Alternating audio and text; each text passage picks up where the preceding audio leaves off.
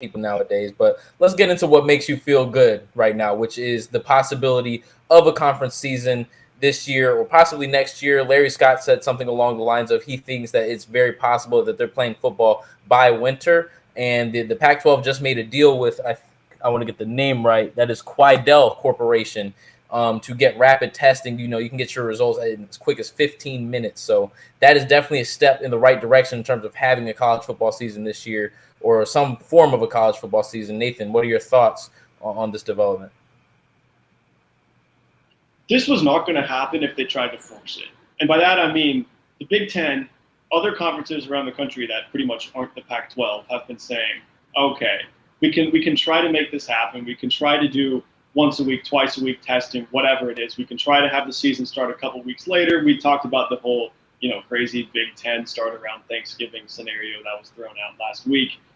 But it wasn't going to happen, and it's not going to happen until there's a good, strict test policy in place, one that's effective and one with quick turnaround times like the 15 minutes that this new partnership might allow. Now, that is real progress, and that's something that might actually allow them to have a college season sooner than we expected. I think the closest we thought there might be one was, in the spring, probably starting late January, February, something like that. And I think that's still probably the timeline that we're headed at. But this kind of thing is the only thing that could have sped up that timeline. And I think the news that we saw yesterday is news that could make a huge difference. I agree with you. I definitely think that's a step in the right direction. However, I will say this. I refuse to believe that there's going to be a season without fans in the stands. And the reason that I believe that is because clearly throughout this entire process, whether you're looking at it from the conference level or from the NCAA's perspective in general, it's been financially motivated. They want to have all of the money that they would be getting from a college football season to funnel into the sports programs. That's why they're so adamant about having one. And in order to get some of that money, you got to have fans in the stands, right? And I think that's the next evolution of what they're going to be trying to be pushing for. And that's just not feasible at this point in time. Like I said, spaghetti and meatballs last week, man. There's just not, we can't allow this thing. So if they're willing to have, say, a season and say there's no one on the field but the coaches, the trainers, and the players, you're looking great. But I don't think that they're willing to do that, man. I don't think that's what they're in the business of doing at all. Just given that it's so fiscally motivated that they want to have all of the money and amenities that they would normally be getting. You can get into the semantics of whether or not the TV contract alone would be worth it, but I'm wondering whether or not they're willing to risk, or not risk, but have a season without fans in the stands. I disagree with that, and you started to hint at it with the whole TV contract thing, and I think that's really the most important financial aspect of this whole thing. I don't have the numbers off the top of my head, I'll admit that, but I believe it is an overwhelming majority of the revenue that college football earns is from those TV things, not through concessions, tickets, fans at the stadium. And I think when you have the only source, if the only way that fans can possibly watch a game is through TV rather than being at the game, those TV things are going to be even more. What's the word? They're going to make even more money for the Pac-12, all the conferences, the NCAA, whoever.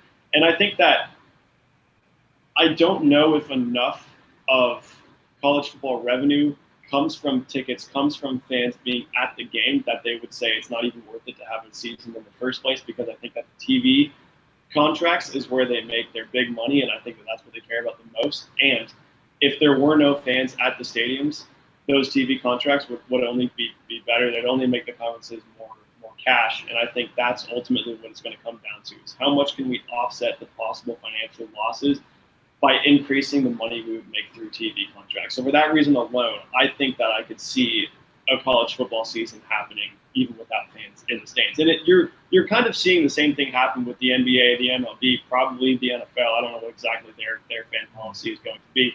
Obviously, they aren't allowed to have fans in the stadiums, in the buildings, but they're still going ahead with the seasons because they know that the TV money is so lucrative that they might be able to, maybe not totally overcome, but at least chip away at a big part of the financial losses that they might be seeing.